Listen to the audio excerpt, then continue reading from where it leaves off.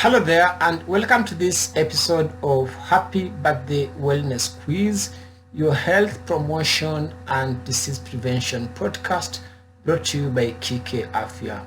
My name is Subiri Obogo. I'm a medical doctor and specialist in public health problem. Now today I'm going to discuss a very common public health problem, that is high salt intake. Now, WHO just issued a warning yesterday that many countries are not meeting their targets for reducing salt intake in their food, and this is leading to a lot of deaths from heart attacks, stroke, as well as premature deaths. It's estimated that high salt intake is associated with 2.5 million deaths annually. Now, only 9 countries worldwide have adopted the mandatory sodium reduction policies advocated by the World Health Organization. If today is your birthday, I hope you have a fantastic one and many more candles to blow. I also want you to know that there's no better birthday gift than to be in good health. So do me a favor, if your friend, parent, sibling, spouse or colleague is having a birthday, I want you to check on them and see when they were last screened for cancer, blood pressure, blood sugar, pap smear, among others. You're also welcome to subscribe to my YouTube channel to learn more about using lifestyle changes such as diet, exercise, weight management to manage these conditions. I'll be discussing the latest science on how to screen for and manage high blood pressure, obesity, cholesterol, high blood sugar.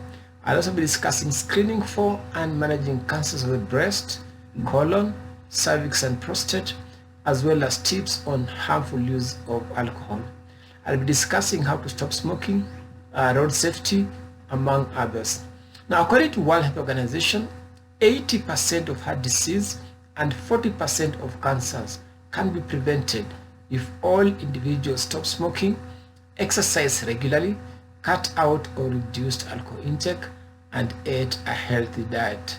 Now, wellness checks are appropriate for all age groups, from children, teens, as well as adults. Now, don't forget to subscribe to my channel so you don't miss out on subsequent episodes.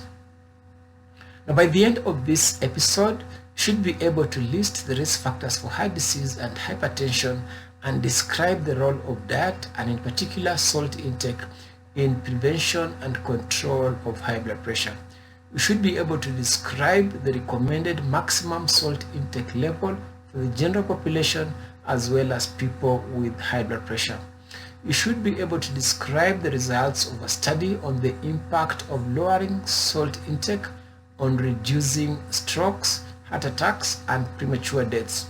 You should be able to appreciate the power of salt as medicine in reduction of high blood pressure.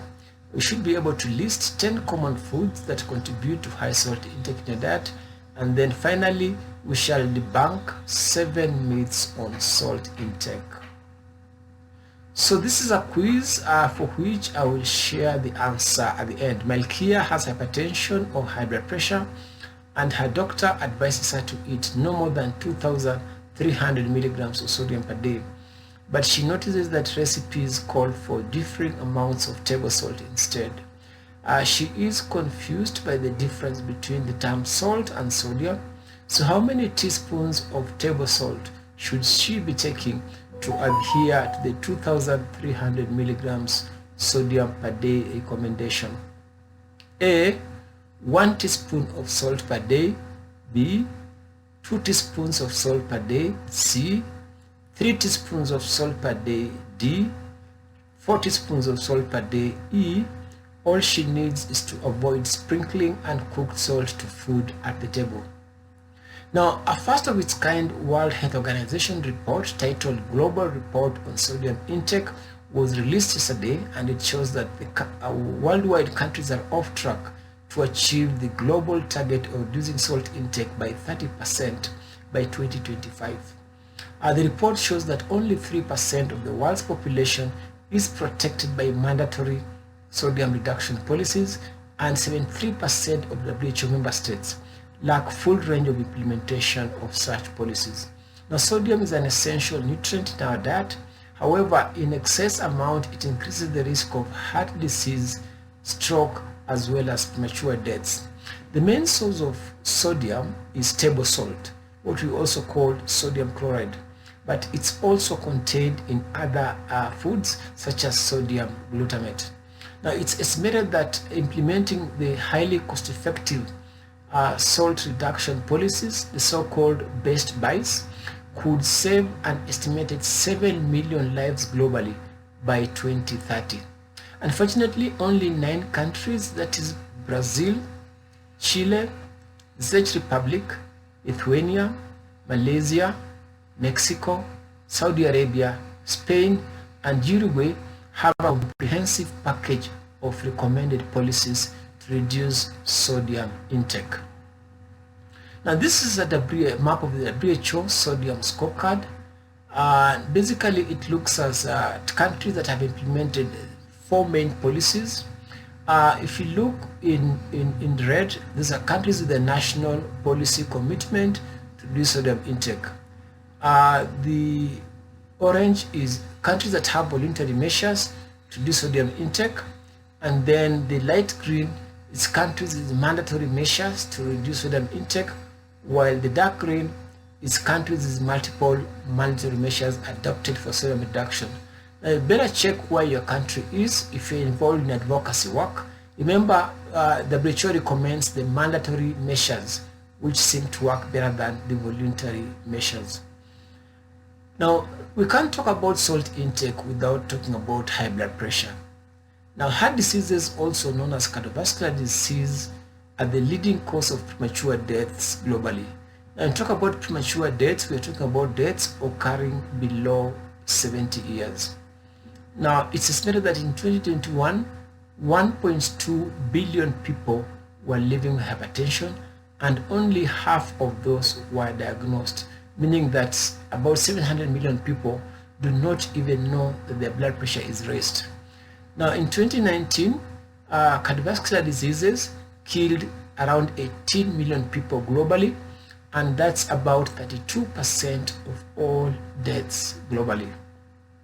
Now, the common behavioral risk factors for cardiovascular diseases include unhealthy diets, physical inactivity, tobacco use, as well as harmful use of alcohol.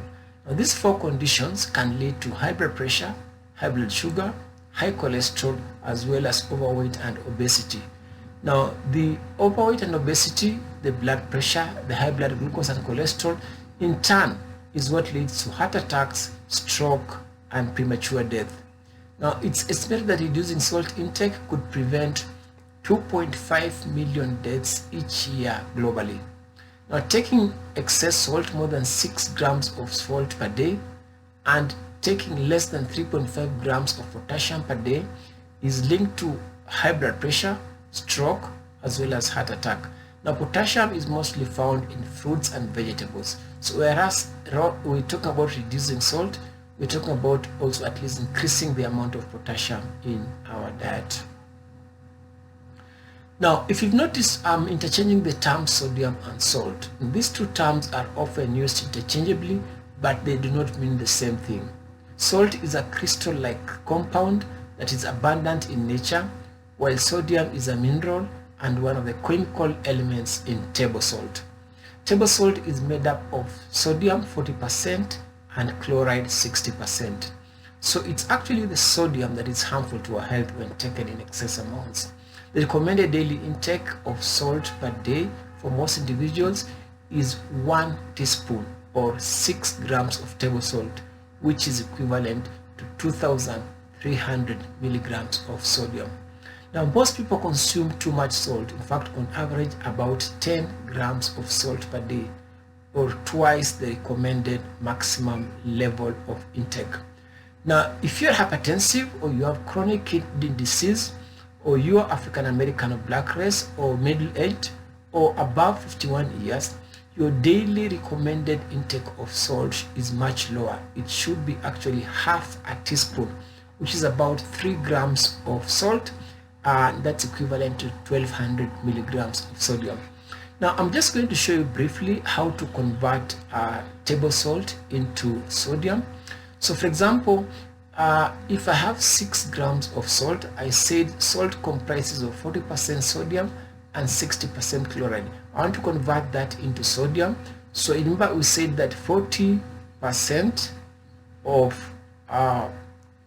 table salt is actually sodium. So we multiply that by 6 grams, okay, and then that gives us the amount of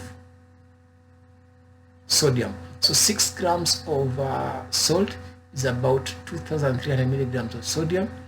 4.5 grams of salt is about 1725 milligrams of salt.